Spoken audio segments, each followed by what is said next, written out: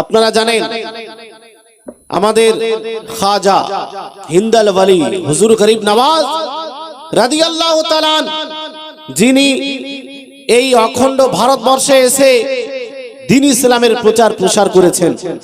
উনি তলোয়ারের মাধ্যমে ইসলামের প্রচার করেননি, নিজের গায়ের জোরে ইসলামের প্রচার প্রসার করেননি, নিজের শক্তি ব্যয় করে মানুষকে ধোঁকা দিয়ে ইসলামের প্রচার প্রসার করেননি, বরং নবী সাল্লাল্লাহু আলাইহি ওয়াসাল্লাম যেই তরিকা উনাকে দিয়েছিলেন, যেই পদ্ধতি উনাকে দিয়েছিলেন, নবী সাল্লাল্লাহু আলাইহি ওয়াসাল্লাম যেই সুন্নাত বুজুর্গানে দ্বীনকে দিয়ে গেছেন, ওই সুন্নতের উপরে আমল করে যখন প্র্যাকটিক্যালি একজন বান্দা নিজেকে আল্লাহর আশিক বানিয়েছে, নিজেকে আল্লাহর প্রেমিক বানিয়েছে, নবীর আশিক ও প্রেমিক বানিয়েছে, যখন সে নবীর সুন্নতের উপরে আমল করেছে, আপনার কি বলে আল্লাহ পাককে সন্তুষ্ট করেছে এবং সৎ ব্যবহার দেখিয়েছে, তো সৎ ব্যবহার দেখে ন্যায় বিচার দেখে মানুষ বাধ্য হয়েছে ইসলাম ধর্ম কবুল করতে। গরিব নওয়াজ কোনদিন কারো গর্দানে তলোয়ার রেখে বলেননি যে তুমি কলমা পড়ো না হলে তোমাকে হত্যা করে দেব। এই রিওয়ায়াত, এই রকম ঘটনা এই অখণ্ড ভারতবর্ষে কোন বাপের বেটা দেখাতে পারবে না। সকলেই জানে যে হুজুর গরিব নওয়াজ নবী পাকের সুন্নতের মাধ্যমে ইসলামের প্রচার প্রসার করেছিলেন। আজ ওই গরিব নওয়াজের মতো একজন বিশ্ববিখ্যাত আল্লাহর ওলির মাজারে গিয়ে এরা অশান্তি ছড়ানোর চেষ্টা করছে, বিভিন্ন পন্থায় অবলম্বন করছে যে এখানে আমার অমুক দেবী ছিল, আমাদের এখানে অমুক মূর্তি ছিল, এজন্য আমরা এটাকে কবজা করব। এই রকম ভাবে যে ভারতবর্ষের অবস্থা, যে মানুষ শান্তিতে বসবাস করে, এই শান্তি তারা চায় না, বিশৃঙ্খলা চায়, মুসলমানদের মধ্যে বিবাদ সৃষ্টি করতে চায়, ভারতের মানুষের মধ্যে বিবাদ সৃষ্টি করতে চায়। এটা তো হলো কিছু লোক যারা চায় না যে ভারতবাসীরা শান্তিতে থাকুক, নাকি? হ্যাঁ, চায় না, অনেকেই চেষ্টা করছে। তো আমাদের উপরে, আমাদের দেশে হোক বা বিদেশে হোক, কিছু লোক আছে যারা অশান্তি ছড়ানোর চেষ্টা করছে, তারা সম্পূর্ণ শক্তি ইসলামের বিরুদ্ধে ব্যয় করার চেষ্টা করছে। কিন্তু মনে রাখবেন, ইসলাম এমন একটি ধর্ম যে আজ তো মিলিয়ন মিলিয়ন মুসলমান, ওই সময় যখন নবী আলাইহিস সালাম মক্কা নগরে ইসলামের প্রচার আরম্ভ করলেন, ওই যুগেও কিছু লোক চাইতো যারা ইসলামের প্রচার প্রসার না হয়, ইসলামের মেসেজ, ইসলামের বার্তা যেন মানুষের কাছে পৌঁছে না দেওয়া হয়, মানুষ যেন ইসলাম ধর্ম কবুল না করে, ইসলামকে আটকে রাখার প্রচেষ্টা ওই যুগেও করা হয়েছিল। যেই যুগে হয়তো 40 জন মুসলমান ছিল, 50 জন মুসলমান ছিল, বলতে চাই ওই যুগে, যেই যুগে 1 জন থেকে 2 জন, 3 জন থেকে 4 জন, 10 জন থেকে 15 জন, 20 থেকে 40 জন পর্যন্ত মুসলমান ছিল, ওই যুগে ইসলামকে আটকানো সম্ভব হয়নি। আজ তো লক্ষ নয়, কোটি কোটি মানুষ ইসলাম ধর্ম গ্রহণ করে কোরআনের উপরে আমল করছে, নবীর হাদিসের উপরে আমল করছে, নবীর সুন্নাতের উপরে আমল করছে, নিজের জীবন দেওয়ার জন্য প্রস্তুত হয়ে আছে। এমন যুগে যতই চেষ্টা করা হোক না কেন, ইসলামের কোন আপনার কি বলে কোন রকমের কোন আপনার এরা দুর্ঘটনা করতে পারবে না, কোন রকম ভাবে ইসলামকে আটকাতে পারবে না। ইসলাম এমন একটি ধর্ম, যেই ধর্মকে যত মানুষ আটকাতে চাইবে, যত বাধা দিতে চাইবে, আল্লাহ পাক সেই ধর্মের তত বেশি প্রচার করেন। বলেন সুবহানাল্লাহ, সুবহানাল্লাহ। এজন্য আমাদের হিস্ট্রি দেখতে হবে যে মুসলমানদের ইতিহাস কি আর এদের হিস্ট্রি কি ছিল। কোনভাবেই বড় বড় অত্যাচারী এসেছে, নমরুদের মতো লোক, ফেরাউনের মতো লোক এই ইসলামকে ধ্বংস করার চেষ্টা করেছে, মুসলমানদের ধ্বংস করার চেষ্টা করেছে, কিন্তু পারেনি। কেননা এটা হলো বাস্তব একটি ধর্ম।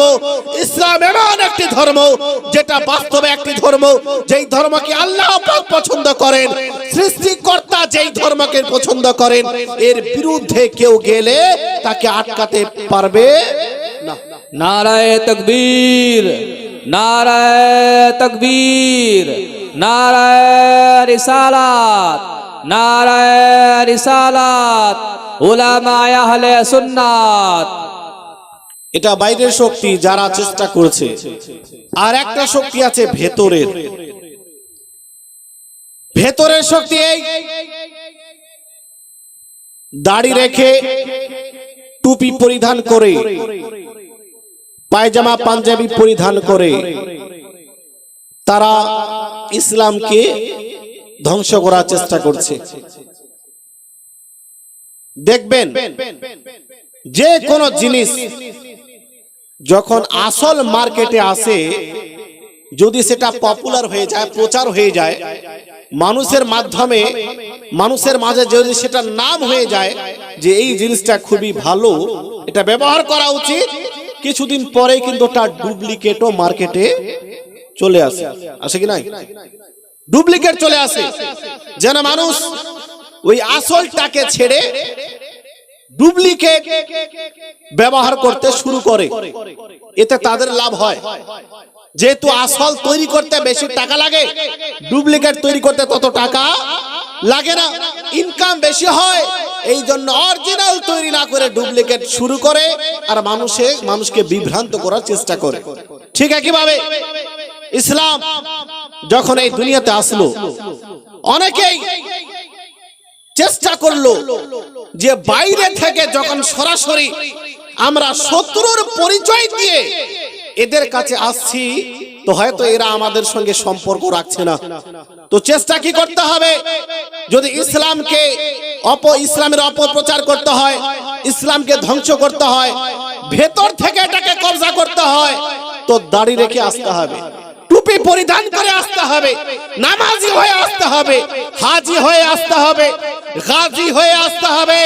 তারপরে এরা আমাদেরকে নিজের মনে করবে, আর যখন নিজের মনে করবে তো আমরা ভেতরে গিয়ে ইসলামের অপপ্রচার করব, ভেতরে গিয়ে ইসলামকে ধ্বংস করব। দেখবেন আপনি কিছু লোক বন্ধু হয়ে আপনার কাছে আসে, আপনার সঙ্গে আসে বন্ধুত্ব করার জন্য, কিন্তু তার আসল উদ্দেশ্য হলো আপনার সঙ্গে শত্রুতা করা। বন্ধু অনেক সময় ধোঁকা দেয়, তার মূল কারণ এটা যে তার নিয়তে ছিল গন্ডগোল, যে এর সঙ্গে বন্ধুত্ব করে একে ধ্বংস করব। মুসলমান নবী আলাইহিস সালাম বলেছিলেন, তাফতারিকু উম্মতি আলা 73 মিল্লাহ, আমার উম্মতের মধ্যে যারা দাবি করবে যে আমরা নবী পাকের উম্মত, আমরা কোরআন পড়ি, আমরা হাদিস পড়ি, এদের মধ্যে 73টা দল হয়ে যাবে। তার মধ্যে সমস্ত দল জাহান্নামে যাবে, একটি দল ব্যতীত। সাহাবায়ে কেরাম আরজ করলেন, ইয়া রাসূলুল্লাহ, ওই একটি দল যেটা জান্নাতে যাবে সেটা কোন দল হবে, পরিচয় কি?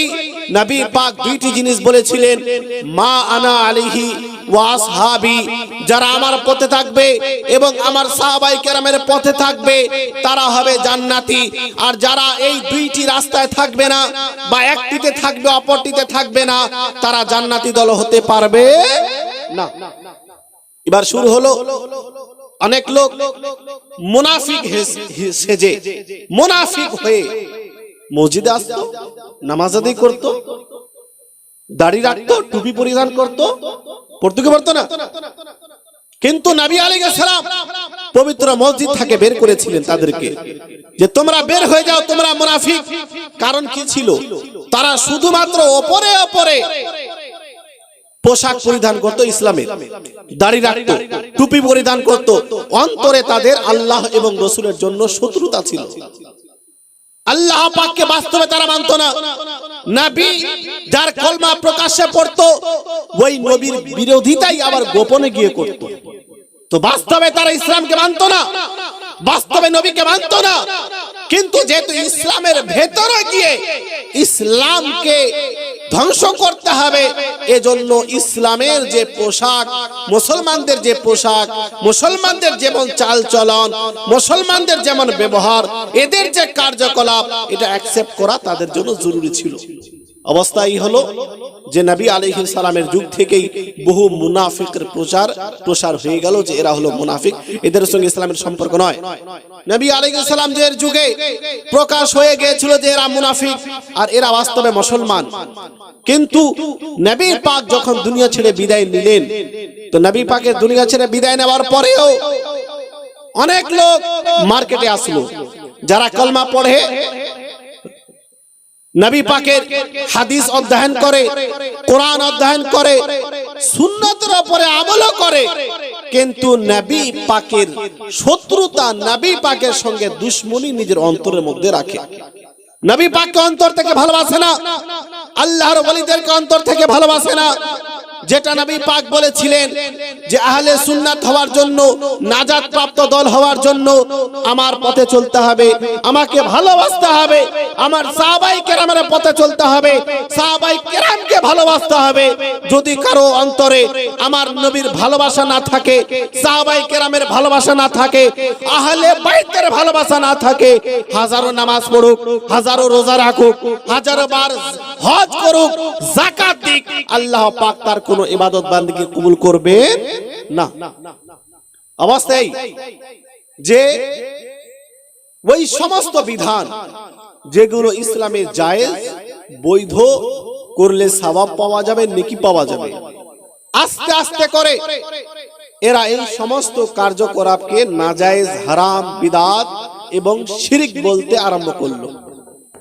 যেহেতু তারা দাড়ি রেখেছে, টুপি পরিধান করে, তো কিছু না কিছু মানুষ তাদের কথা কেউ শোনে, মুসলিম হিসেবে তাকে অ্যাকসেপ্ট করে নেবে বা করে নিচ্ছে।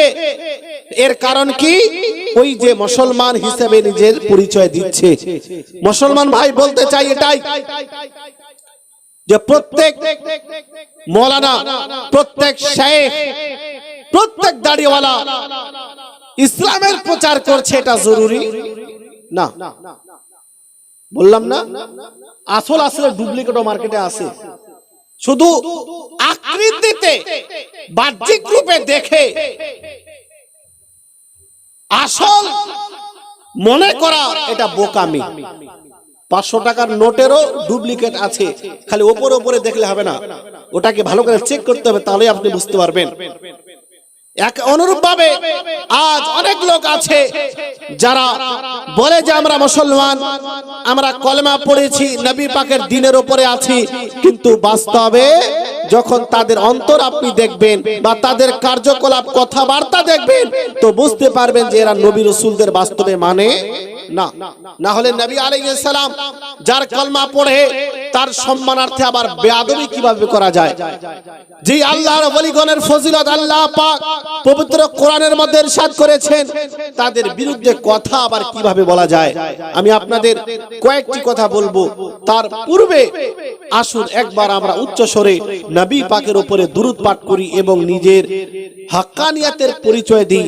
হযরত ইমাম যায়নুল আবেদিন রাদিয়াল্লাহু তাআলা আন বলেছিলেন যে নাজাত প্রাপ্ত দলের পরিচয় হলো তারা নবীর উপরে বেশি করে দুরূদ পাঠ করে। বলেন সুবহানাল্লাহ। কি করে? বেশি করে দুরূদ পাঠ করবে, এরা হলো নাজাত প্রাপ্ত দল, এদের এটা আলামত, চিহ্ন।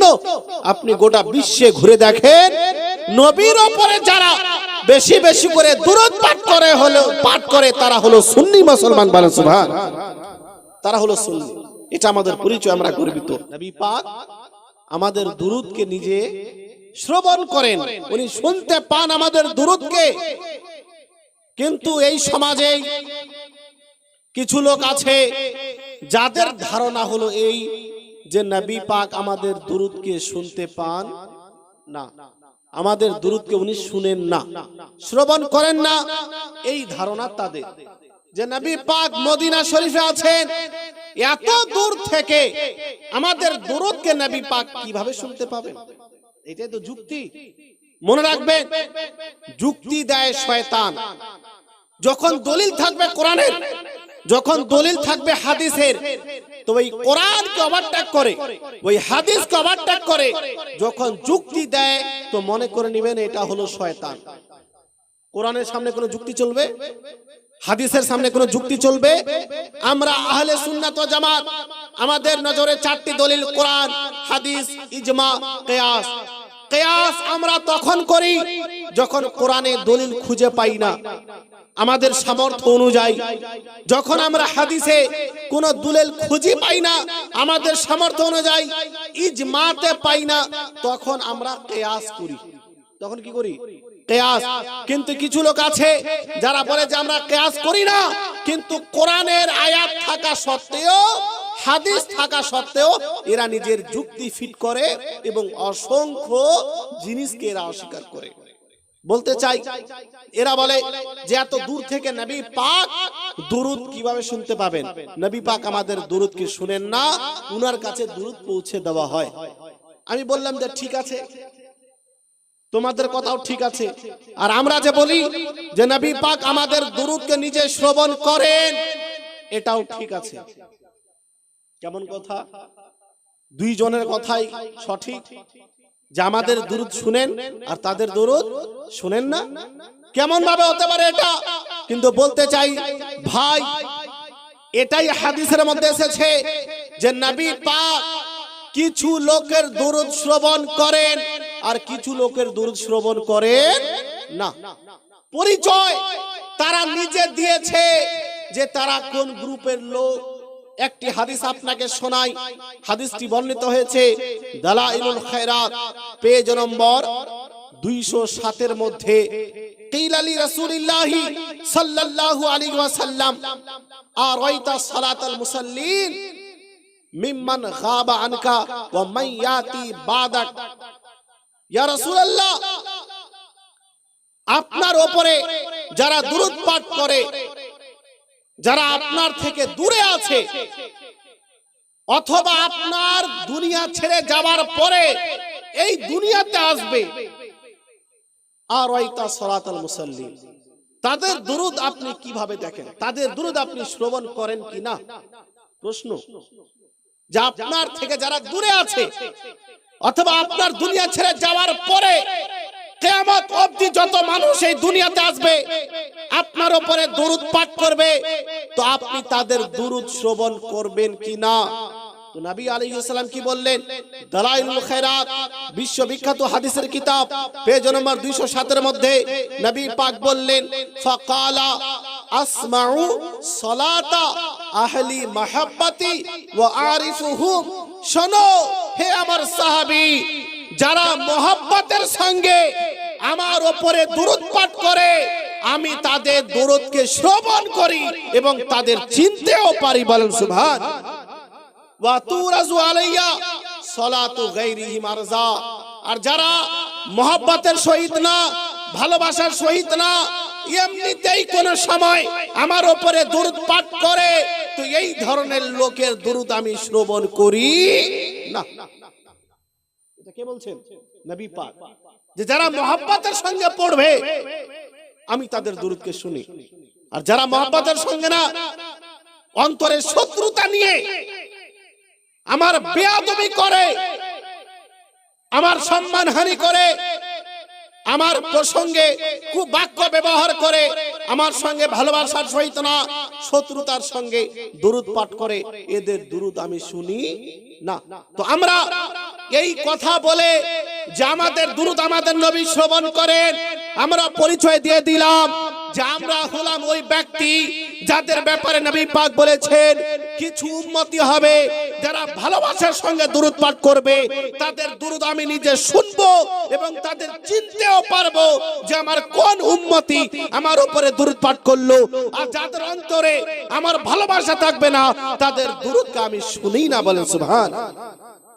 তো যারা বলে যে আমাদের দুরূদ শুনেন না, তারা তো নিজে নিজের পরিচয় দিয়ে দিয়েছে। হ্যাঁ, নিজের পরিচয় নিজেই দিয়ে দিয়েছে। এজন্য এখানে টেনশন করার কোনো প্রয়োজন নেই। নবী পাক তাদের দুরূদ শ্রবণ করেন যারা মুহাব্বতের সহিত নবীর উপরে দুরূদ পাঠ করেন। দ্বিতীয় বিষয়, দুরূদকে নিয়ে মানুষের খুব টানাটানি, যে শুধুমাত্র দুরূদে ইব্রাহিম পাঠ করা যাবে, দুরূদে ইব্রাহিম ব্যতীত অন্য কোনো দুরূদ পাঠ করা যাবে না। বলছে কি বলছে না?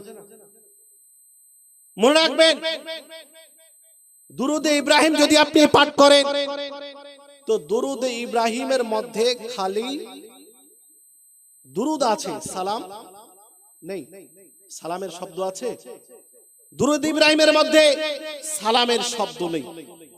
কিন্তু আল্লাহ পাক পবিত্র কোরআনের মধ্যে সূরা আহজাব আয়াত নম্বর 58 এর মধ্যে ইরশাদ করেছেন, ইন্নাল্লাহা ওয়া মালাইকাতাহু ইউসাল্লুনা আলান নবী ইয়া আইয়ুহাল্লাযীনা আমানু সাল্লু আলাইহি ওয়া সাল্লিমু তাসলিমা।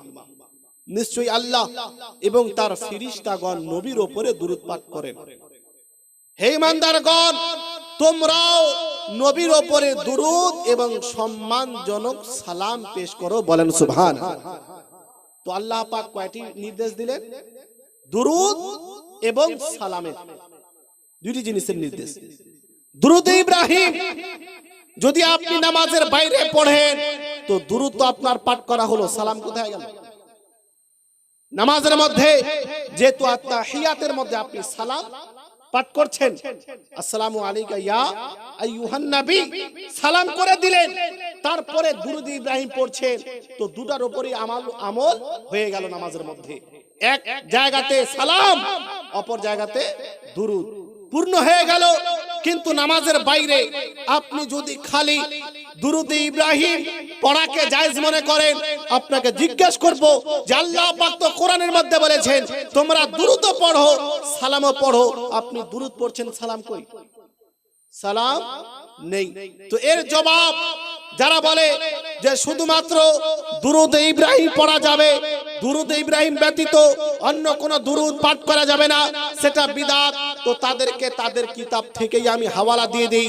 তোহফাতুজ জাকিরিন, যেটা গায়র মুকাল্লিদ ওয়াহাবিদের বিশ্ববিখ্যাত ইমাম কাজী শওকানি, ওয়াহাবিদের ইমাম, সে নিজের কিতাবের মধ্যে লিখে রেখেছে, ইন্না হাদিহিল আলফাজা আল মারউইয়াতা মুখতাসাতুন বিসসালাহ, যে এই যে দুরূদ ইব্রাহিম এটা হলো নামাজের সঙ্গে বিশেষত্ব, এটা শুধুমাত্র নামাজের সঙ্গে খাস, নামাজের বৈশিষ্ট্য, এটা নামাজের মধ্যেই, নামাজের জন্য নির্দিষ্ট, নামাজের মধ্যে এটা আপনাকে পড়তে হবে। ওয়া আম্মা খারিজুস সালাহ ফায়াহসুলুল ইমতিসালু বিমা, তো উনি বলছেন যে বাকি রইল নামাজের বাইরে, নামাজের ভেতরে দুরূদ ইব্রাহিম, কিন্তু নামাজের বাইরে তো উনি বলছেন যে নামাজের বাইরে এই ধরনের দুরূদ পাঠ করা উচিত, যেই দুরূদের মধ্যে সালামও থাকবে এবং দুরূদও থাকবে, বলেন সুবহানাল্লাহ। কি থাকবে? দুরূদ সালামও থাকবে, দুটাই থাকবে। যে কোন দুরূদ ও সালাম নিজের তরফ থেকে বানিয়ে আপনি আল্লাহর হাবিবের উপরে পাঠ করতে পারেন, এটা গায়র মুকাল্লিদের ইমাম কাজী শওকানি সাহেব তোহফাতুজ জাকিরিনের মধ্যে বলে দিয়েছেন। বলতে চাই যে তাদের ইমামগণ পর্যন্ত এই কথাকে সমর্থন করেছেন যে দুরূদ ইব্রাহিম এটা নামাজের জন্য, আর নামাজের বাইরে যে কোন দুরূদ আপনি নবীর উপরে পাঠ করতে পারেন, বলেন সুবহানাল্লাহ। দুরূদ একবার পাঠ করলে কতটা সওয়াব, এ প্রসঙ্গে একটি হাদিস শুনিয়ে বক্তব্য এগিয়ে নিয়ে যাব। আবু দাউদ শরীফের মধ্যে একটি হাদিস বর্ণিত হয়েছে, হাদিস নাম্বার 1298 এর মধ্যে নবী আলাইহিস সালাম বলেন, মান সাল্লা আলাইয়া সালাতান ওয়াহিদা, যে আমার উপরে একবার দুরূদ পাঠ করবে, সাল্লাল্লাহু আলাইহি আশারা সালাওয়াত, আল্লাহ তার উপরে 10টি রহমত অবতীর্ণ করবেন, বলে সুবহানাল্লাহ। ওয়া হুত্তাত আনহু আশারু খাতিয়াত, তার সঙ্গে তার 10টি গুনাহকে ক্ষমা করে দেবেন, বলে সুবহানাল্লাহ। ওয়া রুফিআত লাহু আশারু দারাজাত, এবং তার 10টি মর্যাদা আল্লাহ পাক বৃদ্ধি করে দেবেন, বলে সুবহানাল্লাহ। একবার দুরূদ পাঠ করলে 10টি রহমত তার উপরে অবতীর্ণ হয়, 10টি গুনাহকে ক্ষমা করে দেওয়া হয়, 10টি মর্যাদা বৃদ্ধি করে দেওয়া হয়। তো নবী আলাইহিস সালাম দুরূদের ফজিলত বর্ণনা করছেন, তো দুরূদ আমাদের পড়তে হবে না ছাড়তে হবে? দুরূদ পড়তে হবে। যদি রহমত চান আল্লাহ পাকে তো দুরূদ পাঠ করুন, যদি নিজের গুনাহকে ক্ষমা করাতে চান দুরূদ পাঠ করুন, যদি নিজের মর্যাদা সম্মানকে বাড়াতে চান আল্লাহ পাকের নিকটে তো নবী পাকের উপরে দুরূদ পাঠ করুন। এই দুরূদ, মানুষ দুরূদ পড়তে চায় না, বলে যে এরা সুন্নিরা গান করছে, বলে কি বলে না? দুরূদ পাঠ করে কি করবে? নবী আলাইহিস সালামের ফজিলত বর্ণনা করেছেন। দুরূদ এত ফজিলতপূর্ণ একটি কাজ যে কাল হাসরের দিনে সবাই চাইবে যে আমরা যেন নবী পাকের সঙ্গে থাকতে পারি, নাকি? নবী পাক যেই জায়গাতে অবস্থান করবেন সেই জায়গাতে যদি কেউ থাকতে পারে তার থেকে ভাগ্যবান আর কে হতে পারে? কেননা নবী পাক হলেন আল্লাহ পাকের রহমত। নবী পাক যেই জায়গাতে থাকবেন সেই জায়গাতে আল্লাহ পাকের রহমত অবতীর্ণ হবে। নবী পাক হলেন নিষ্পাপ। আর কিছু জাহিল মৌলবিও বলে যে নবী পাক আল হাসরের দিনে চিন্তিত থাকবেন যে আমার নেকির পাল্লা ভারী হবে না পাপের পাল্লা ভারী হবে। বলেন নাউজুবিল্লাহ। যে নবী পাক ওনাকে এই চিন্তায় চিন্তিত থাকবেন। এই সমস্ত জাহিল মুনাফিকদের বলতে চাই যে নবীগণ হলেন নিষ্পাপ, নবীগণদের মাধ্যমে কোনো ভুল ত্রুটি হয় না। নবী পাকের মাধ্যমে অসম্ভব যে কোনো ভুল হয়ে যাবে, কোনো গুনাহ হয়ে যাবে, এটা অসম্ভব। যখন সমস্ত নবীগণের জন্য নিষ্পাপ হওয়া জরুরি, আপনার কি বলে ভুল ত্রুটি হওয়া অসম্ভব, তো নবীগণ কিসের চিন্তা চিন্তিত থাকবে? কোন রকমের চিন্তা নবীগণের হবে না। আল আম্বিয়া মাসুমুন, সমস্ত নবীগণ হলেন নিষ্পাপ। বলেন সুবহানাল্লাহ। কিন্তু যখন নবী পাকের শত্রুতা নিজের অন্তরের মধ্যে থাকবে তখন এই ধরনেরই মানুষ কথা বলবে। তো নবীগণ হলেন নিষ্পাপ। যারা এই কথা বলে তারা কোরআনের আয়াতকে অস্বীকার করে, একাধিক হাদিসকে অস্বীকার করে। এজন্য মুসলমান ভাই, কাল হাসরের দিনে সবাই চাইবে যে নবী পাকের সঙ্গে যেন আমরা থাকতে পারি। কিন্তু প্রশ্ন যে দুনিয়াতে কোন আমল করলে নবী পাকের সঙ্গে থাকতে পারবেন? কোন এমন একটি আমল আছে যে নবী পাকের সঙ্গে আপনি থাকতে পারবেন? তো এই আমলটি স্বয়ং নবী পাক আমাদের বলে দিয়েছেন। তিরমিজি শরীফ হাদিস নাম্বার 484 এর মধ্যে নবী আলাইহিস সালাম বললেন, ইন্না আউলান নাসি বি ইয়াউমাল কিয়ামাতি আকসারুকুম আলাইয়া সালাহ, যে কাল হাসরের দিনে সবচেয়ে বেশি আমার নিকটে ওই ব্যক্তি থাকবে যে আমার উপরে দুনিয়াতে বেশি বেশি করে দুরূদ পাঠ করবে। বলেন সুবহানাল্লাহ।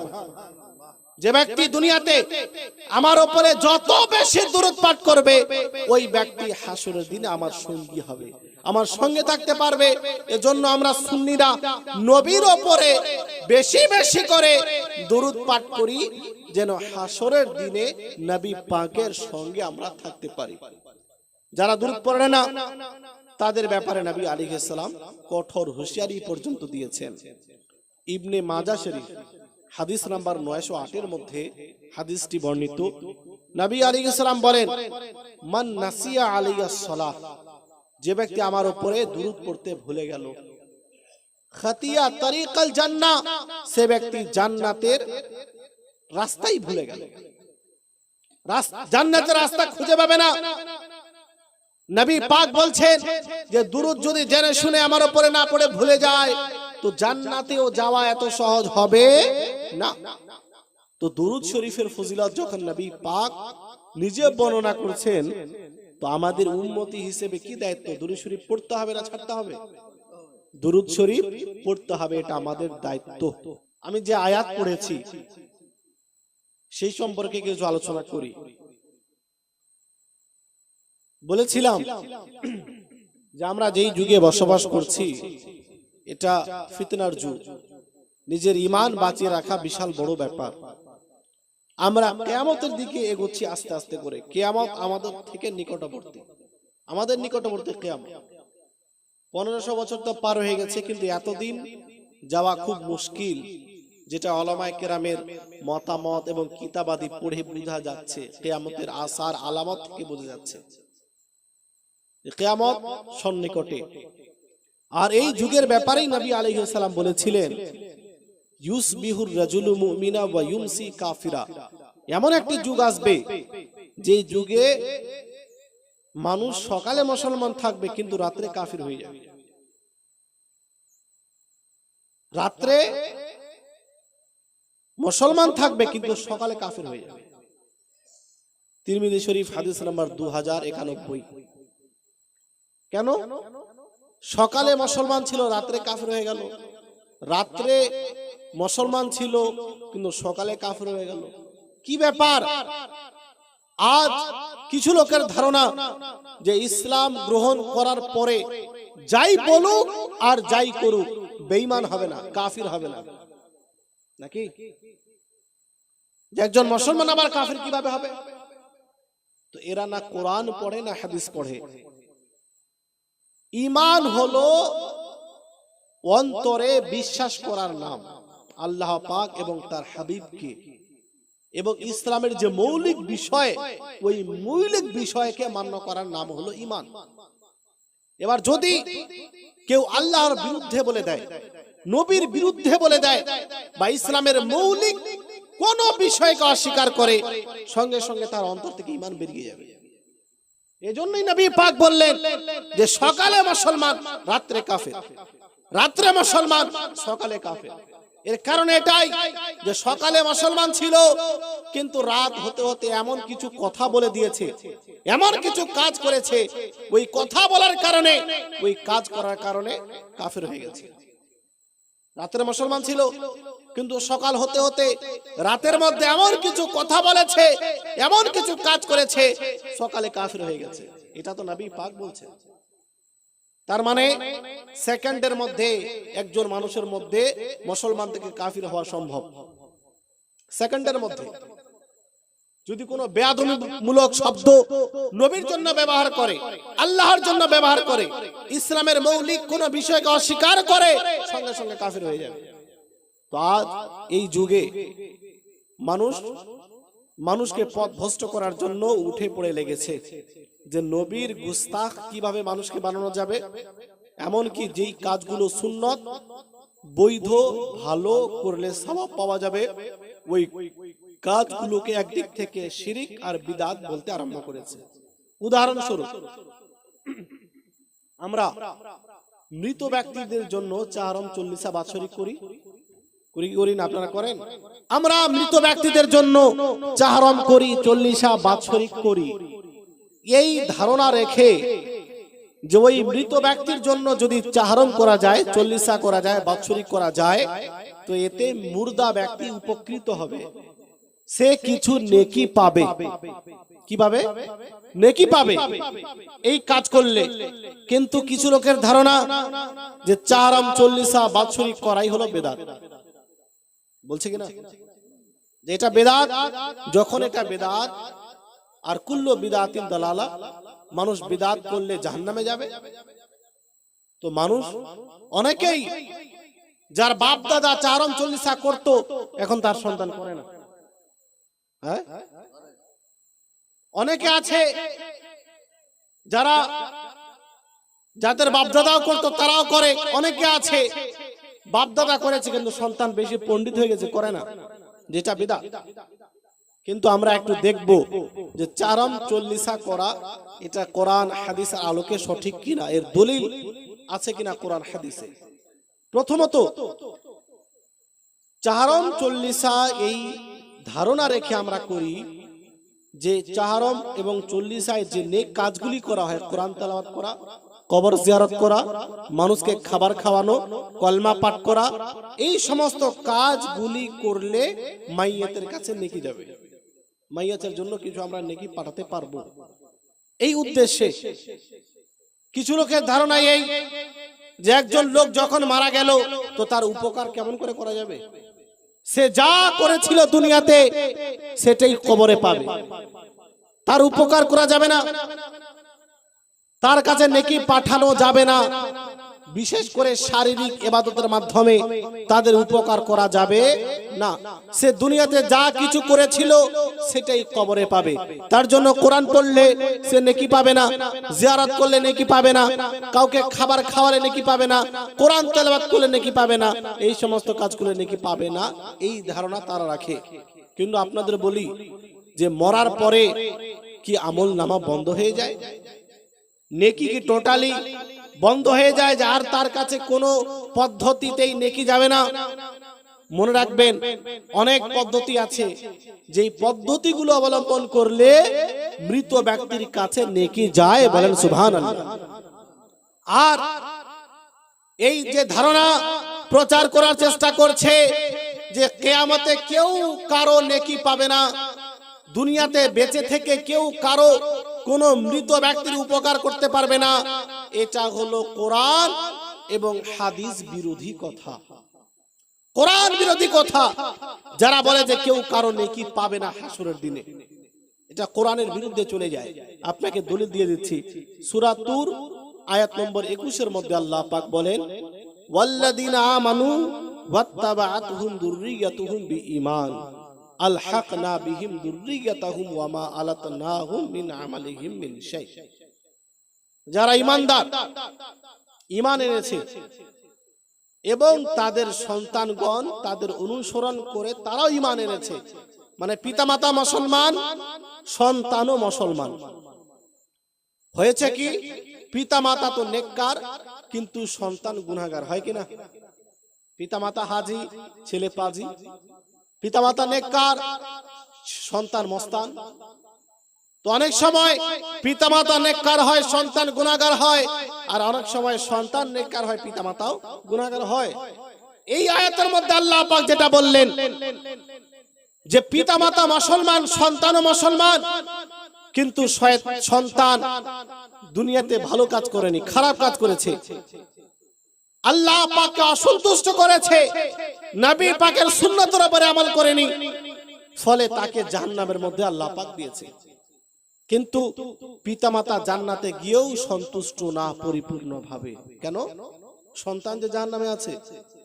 পিতামাতা এমন জিনিস যে নিজের সুখী হলে নিজের সন্তানকেও সুখে রাখতে চায়, তাকে যায় না? কোন পিতাকে দেখেছেন যে নিজে কোটি টাকার মালিক কিন্তু সন্তানকে খরচ দেয় না? হ্যাঁ, দেখেছেন? সন্তানকে খরচ দেয় না বিনা কোনো কারণে, এমনিতেই। কিন্তু এরকম হাজার ছেলে পাবেন যে নিজে ভালো সুখী আছে কিন্তু পিতা মাতাকে দেখে না, আছে এরকম। আল্লাহ পাক বললেন যে পিতামাতা যেহেতু নেককার ছিল জান্নাতে গেছে, কিন্তু সন্তান যেহেতু গুনাহগার ছিল দুনিয়াতে, এজন্য তাদেরকে জাহান্নামে পাঠানো হয়েছে। কিন্তু পিতামাতা জান্নাতে থাকা সত্ত্বেও শুধুমাত্র সন্তান যে জাহান্নামে আছে এজন্য পরিপূর্ণভাবে সন্তুষ্ট না, তারা চাইছে গুনাহগার সন্তানও যেন জান্নাতের মধ্যে চলে আসে, গুনাহগার সন্তান জান্নাতে চলে আসে। তো কি হলো, আল্লাহ পাক পিতা মাতাকে সন্তুষ্ট করার জন্য, পিতা মাতাকে রাজি করার জন্য ওই গুনাহগার সন্তানকে পিতামাতার কিছু নেকি প্রদান করে, পিতামাতার কিছু আমলের বদৌলতে তাদের ক্ষমা করে সন্তানকেও জান্নাত দিয়ে দিলেন, বলেন সুবহান। সন্তানকেও কি দিলেন? জান্নাত। কিন্তু মহান আল্লাহ পাক এই বিষয়টাও বলে দিলেন, ওয়ামা আলাতনাহুম মিন আমালিহিম মিন শাই। এই যে পিতামাতাকে সন্তুষ্ট করার জন্য জান্নাত দিয়েছি গুনাহগার সন্তানদের, এর মানে এটা না যে পিতামাতার নেকি আমি কেটে নিলাম, পিতামাতার নেকি কেটে নিলাম, এমনটা না। বরং পিতামাতাকে সন্তুষ্ট করার জন্য এমনিতেই পিতামাতা যে নেককার ছিল শুধুমাত্র এটার জন্য সন্তানকে ক্ষমা করে তাদের নেকির ওসিলায় সন্তানকে জান্নাত দান করলাম, বলেন সুবহান। পিতামাতা যে নেককার ছিল আজ ওই গুনাহগার সন্তানের কাজে আসলো, গুনাহগার সন্তানের পিতামাতার নেকি কাজে আসলো। জীবিত ব্যক্তির নেকি মৃত ব্যক্তির কাজে আসে। এ প্রসঙ্গে আরো একটি আয়াত আর তার ব্যাখ্যা আপনাদের সামনে রাখি, তারপরে কয়েকটি হাদিস শোনাবো। সূরা মুমিন আয়াত নম্বর 4 এর মধ্যে, 4 এর ব্যাখ্যায় তাফসিরে খাজিনের মধ্যে একটি হাদিস বর্ণিত হয়েছে। তাফসিরে খাজিন 6তম খণ্ড পেজ নম্বর 76 এর মধ্যে হাদিসটি এই, ইদা দাখালাল মুমিনু আল জান্নাহ, যখন একজন মুমিন জান্নাতে প্রবেশ করবে, তো জান্নাতে প্রবেশ করে সে বলবে, আইনা আবি আইনা উম্মি আইনা ওয়ালাদি আইনা জাওজি, যে আমার পিতা জান্নাতে কই, আমার মা জান্নাতে কই, আমার সন্তান জান্নাতে কই, আমার স্বামী বা আমার স্ত্রী জান্নাতে কই। হয়তো পিতা গেছে তো সন্তানকে খুঁজবে, যদি সন্তান যায় তো পিতাকে খুঁজবে, যদি স্বামী যায় তো স্ত্রীকে খুঁজবে, স্ত্রী যায় তো স্বামীকে খুঁজবে। খুঁজছে কিন্তু পাচ্ছে না, তখন সে জিজ্ঞেস করছে যে এরা কই, আমার পিতা জান্নাতে কই, মা কই? তখন তাকে জবাব দেওয়া হবে ফায়ুকালু আন্নাহুম লাম ইয়ামালু আমালাক, হে আমার বান্দা, তুমি যাদের ব্যাপারে জিজ্ঞাসাবাদ করছো তারা তোমার মতো নেক কাজ করেনি, তারা তোমার মতো নেক কাজ করেনি। তুমি দুনিয়াতে নেক কাজ করেছো, ফলে তোমাকে জান্নাত দিয়েছি, কিন্তু তারা যেহেতু আমার অনুসরণ করেনি, আমার নবীর অনুসরণ করেনি, আমার দেওয়া বিধানের উপরে আমল করেনি, এই জন্য তাদেরকে জাহান্নামে পাঠিয়েছি। এবার ওই বান্দা কি বলছে দেখেন, আল্লাহ পাক তো সবকিছুই জানেন, কিন্তু আমাদেরকে নবী আলাইহিস সালাম উনার সাহাবায়ে কেরাম হাদিস শ্রবণ করাচ্ছেন যে আল্লাহ সবকিছুই জানেন যে পরিশেষে কি হবে, কিন্তু আমাদের শোনাচ্ছেন শিক্ষার জন্য। ওই বান্দা বলল ইন্নী কুনতু আমালু লি ওয়া লাহুম, হে আল্লাহ, আমি দুনিয়াতে যে ছিলাম তো আমি যেমন ভাবে নিজের জন্য নেক কাজ করতাম, মৃত ব্যক্তি অর্থাৎ আমি আমার বাবার জন্য নেক কাজ করতাম, বলেন সুবহান। আমি নিজের জন্য নামাজ আদায় করতাম, পিতার জন্য নামাজ আদায় করতাম, নফল নামাজ বা ফরজ নামাজ আদায় করে পিতার নামে বকশে দাও, এটাও জায়েজ। রোজা রাখা উদ্দুল্লাহ ইনশাআল্লাহ দিচ্ছি। তো এই যে আমি নিজের জন্য নেক কাজ করতাম, তার সঙ্গে আমি আর পিতার জন্য নেক কাজ করতাম, তার জন্য কোরআন তেলাওয়াত করতাম, কবর জিয়ারত করতাম, দান খায়রাত করতাম, মানুষকে খাবার খাওয়াতাম, তো তার জন্য যে দুনিয়াতে এই নেক কাজগুলো করেছি এর সওয়াব কই, তাদেরকে দেওয়া হয়েছে কিনা? তখন আল্লাহ পাক ফেরেশতাকে এই কথা বলছেন না যে যা করেছো তুমি করেছো, তোমার বদলা ফেরেশতার মাধ্যমে আমি তোমার পিতামাতাকে দেব না। ওই বান্দাকে বলা হচ্ছে না যে তুমি যা করেছো সেটা তুমি পাবে, তোমার পিতামাতা কোনো কিছুই পাবে না, যেহেতু তারা মারা গিয়েছিল। আল্লাহ পাক বললেন ফেরেশতাদেরকে যে উদখুলুহুমুল জান্নাহ, হে ফেরেশতা শোনো, আমার এই বান্দা যাদের জন্য দুনিয়াতে নেক কাজ করেছে সবাইকে সেই নেকি দিয়ে সবাইকে জান্নাত দান করো, বলেন সুবহান। সবাইকে জান্নাত দান করো। ওই যে সন্তান পিতার জন্য কোরআন তেলাওয়াত করেছিল, নামাজ আদায় করেছিল, দান খায়রাত করেছিল, ওই সমস্ত নেকি পিতাকে বা সন্তানকে বা স্ত্রীকে স্বামীকে দেওয়া হলো। তো এটা হাদিস দ্বারা প্রমাণিত যে একজন ব্যক্তি, জীবিত ব্যক্তি মৃত ব্যক্তির কাছে নেকি পাঠাতে পারে। এ প্রসঙ্গে আর একটি হাদিস যে আমরা আজকাল চাহারম করে মানুষজনকে খাবার খাওয়াই, সাহাবায়ে কেরাম খাবার খাইয়ে নিজের মায়ের কাছে সওয়াব পাঠিয়েছেন কিনা, এটা বলা হয় যে এটা বিদআত। খাবার খাইয়ে কি হবে, এটাকে জঘন্য বিদআত বলা হয়। অথচ সাহাবায়ে কেরাম আহারের মাধ্যমে, খাবারের মাধ্যমে ইসালে সওয়াব করেছেন, মৃতদের কাছে নেকি পাঠিয়েছেন। হাদিসটা শুনতে চান কিনা? শুনবেন। আমরা যে খাবার খাওয়াই এর মাধ্যমে নেকি অর্জন করা যাবে কি না? তো এরা বলে বেদাত, কিন্তু হাদিস যদি আপনি পাঠ করেন তো বুঝতে পারবেন যে খাবার খাইয়েও মৃত ব্যক্তির কাছে নেকি পাঠানো যাবে। একটি হাদিস যেটা মিশকাত শরীফে বর্ণিত হয়েছে পেজ নম্বর 159 মধ্যে, হযরতে সাদ বিন উবাদাহ রাদিয়াল্লাহু তাআলা আনহু, উনি নবী আলাইহিস সালামের দরবারে আসলেন।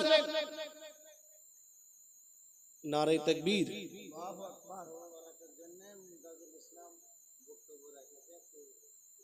আচ্ছা আচ্ছা, ইনশাআল্লাহ ইনশাআল্লাহ। এই 1000 টাকা দিয়েছেন, আল্লাহ পাক ওনার দান কবুল করেন, বলেন আল্লাহুম্মা আমিন।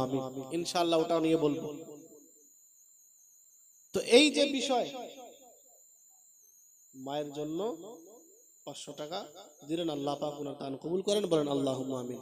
অবশ্যই ইনশাআল্লাহ আমরা শেষ দোয়া করব।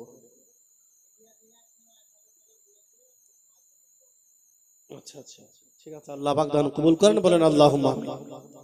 তো তো এই যে খাবার খাইয়ে ইসালে সওয়াব বা মৃত ব্যক্তির কাছে সওয়াব পাঠানো, হযরতে সাদ বিন ওবাদা নবী পাকের দরবারে উপস্থিত হলেন।